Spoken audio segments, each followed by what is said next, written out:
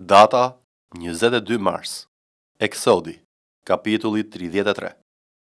Zoti i tha Mojsiut: Shko, ngjitu që këtej ti së bashku me popullin që nxore nga vendi i Egjiptit, drejt vendit që u premtova me betim Abrahamit, Isakut dhe Jakobit, duke thënë: Unë do t'ju jap pasardhësve të tu.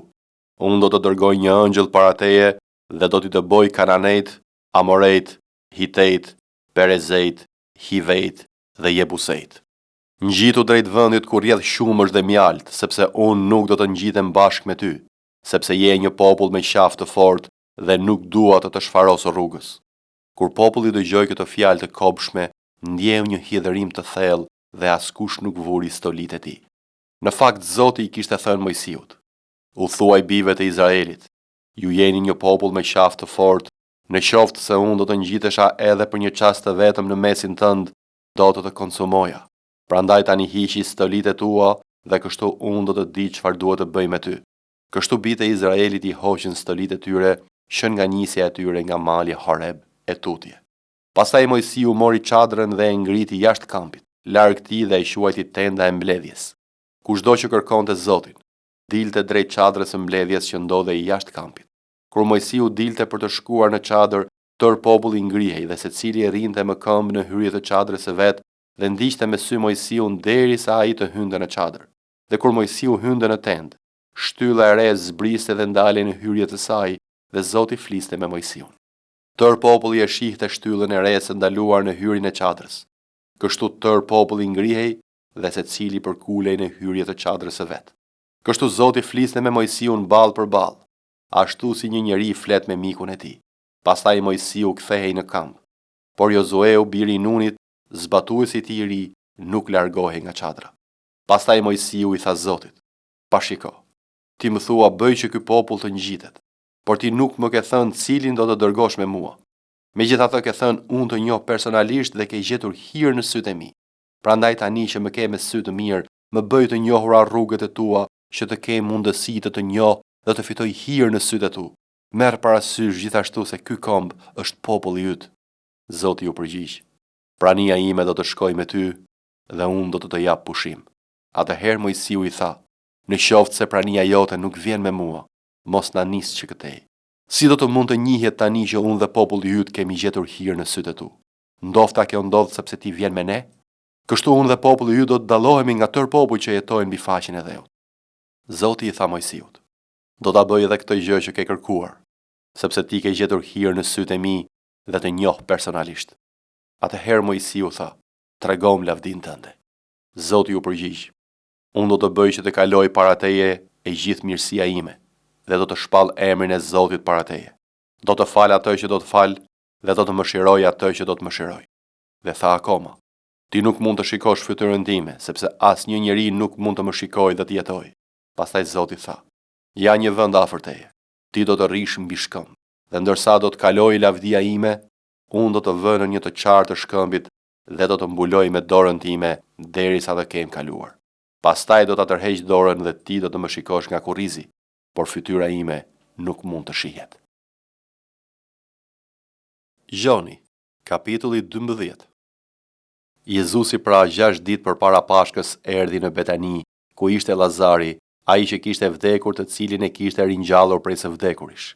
Dhe aty i shtrua një darkë, dhe Marta shërbente, por Lazari ishte një nga ata që rrinin në tryezë me të. Atëherë Maria mori një libër vajër këndshëm prej nardit të pastër shumë të kushtueshëm, vajosi me të këmbët e Jezusit dhe i fshiu këmbët e tij me flokët e saj, dhe shtëpia u mbush me erën e këtij vaji. Atëherë një nga dishepujt e tij, Juda i Simonit, Iskarioti, ai që do ta tradhtonte, tha: Pse nuk u shit ky vajër këndshëm për 300 denar dhe t'u jepej të varfërve? Por këto e tha jo se kujdese për të varfrit, por sepse ishte vjedhës dhe duke patur arkën mbante ato që shtiheshin. Jezusi pra tha: Lëre, ajo e ka ruajtur për ditën e varrimit tim, sepse të varfrit i keni gjithmonë me ju, por mua nuk më keni gjithmonë. Atëherë një turmë e madhe nga judejt mori vesh se ai ishte atje dhe erdhi jo vetëm për shkak të Jezusit, por edhe për të parë Lazarin, të cilin ai e kishte ngjallur prej së vdekurish. Atëherë kryepriftrin bën këshill ta vrasin edhe Lazarin, sepse për shkak të tij shumë nga judejt shkonin dhe besonin në Jezusin. Të nesër me një turmë e madhe që kishte ardhur në fest, kur dëgjoi se Jezusi po vinte në Jeruzalem, morën deg palmash dhe i dolën përpara ta presin duke thirrur: Hosana, bekuar ai që vjen në emër të Zotit, mbreti i Izraelit. Dhe Jezusi gjeti një korriç dhe hipi në të siç është shkruar: Mos ki frikë o bie Sionit. Ja, mbreti yt po vjen duke hipur mbi një korriç gomareje. Në fillim dishepujt e tij nuk i kuptuan këto gjëra, po kur Jezusi ishte për lëvduar, atëherë u kujtuan se këto ishin shkruar për të dhe që i kishin bërë këto për të.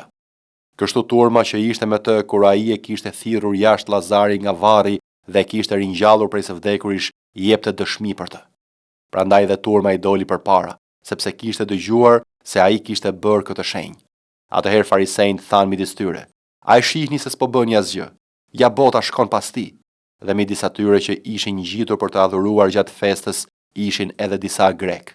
Ata pra ju afruan Filipit që ishte nga Betsaida e Galiles dhe ju lutën duke thënë: Zot, duam të shohim Jezusin.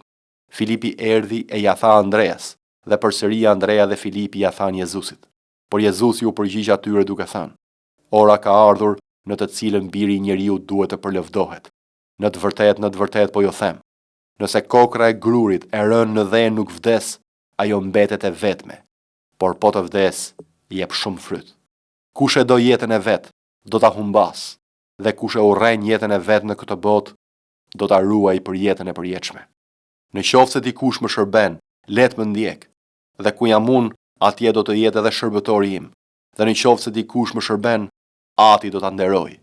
Tani shpirti im është i tronditur, dhe çfarë të them? O atë më shpëton nga kjo orë? Po për këtë erdha në këtë orë. O atë, përlëvdoj emrin tënd. Atëherë një zë erdhi prej qiellit. E kam përlëvduar dhe përsëri do ta përlëvdoj. Turma pra që ishte e pranishme dhe e dëgjoi, thoshte se qe një bubullim. Të tjerë thoshin: Një ëngjëll ka folur. Jezusi u përgjigj dhe tha: Ky zë nuk ka ardhur për mua, por për ju. Tani është gjykimi i kësaj bote. Tani do të hidhet jashtë sundimtari i kësaj bote. Dhe unë kur të jem ngritur lart nga toka, do t'i tërheq të gjithë tek unë. Por ai thoshte këto për të treguar nga ç'lloj vdekjeje duhet të diste. Turma ju përgjigj: Ne kemi dëgjuar nga ligji se Krishti mbetet për jetë. Tani si mund të thuash ti se biri i njeriut duhet të ngrihet lart? Kush është ky biri i njeriut? Atëherë Jezusi u tha atyre: Drita është me ju edhe për pak kohë.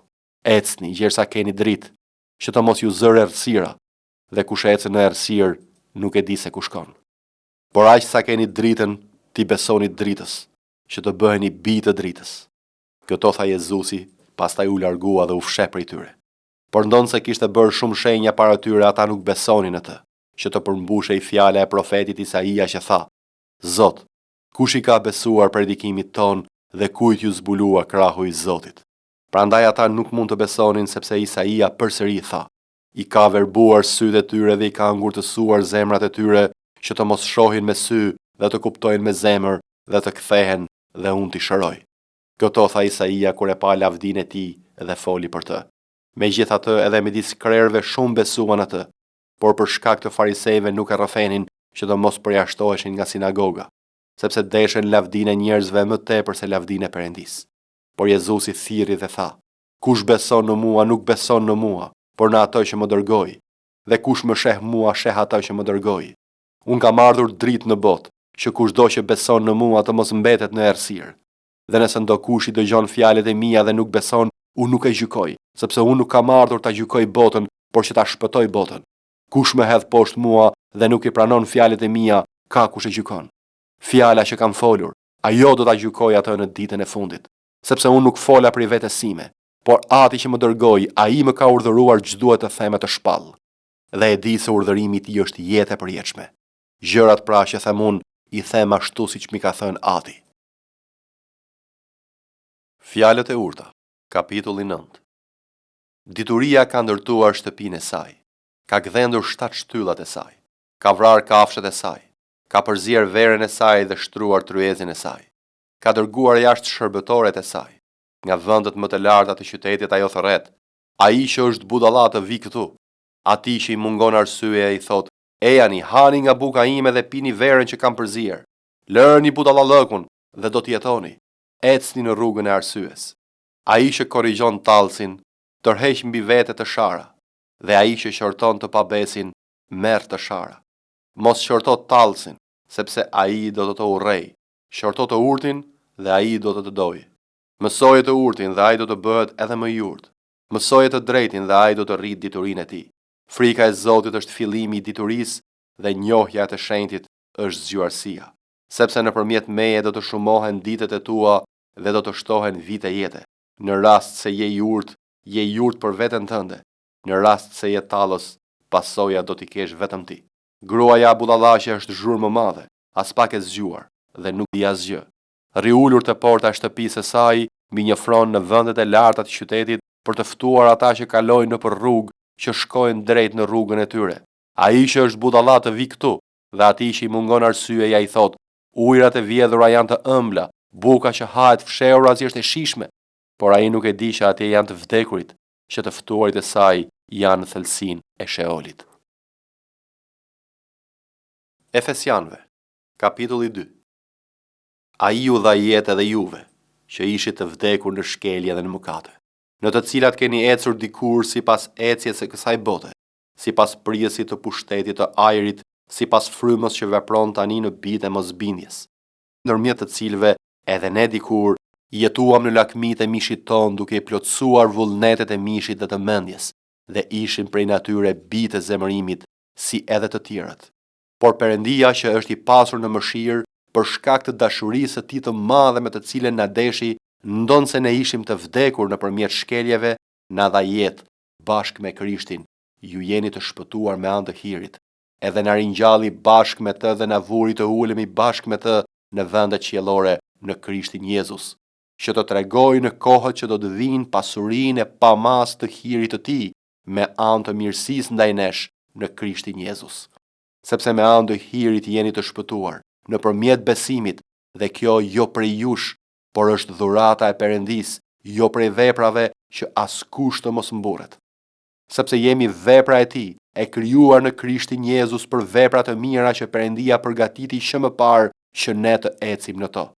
Prandaj kujtohuni se ju, dikur pagan në mish, të quajtur pa rrethprerja nga ata që quhen rrethprerja, e cila bëhet me dorë në mish, ishit në atë kohë pa Krishtin, të përjashtuar nga qytetaria e Izraelit dhe të huaj për beslidhjet e premtimit, pa pasur shpresë dhe duke qenë pa Perëndi në botë.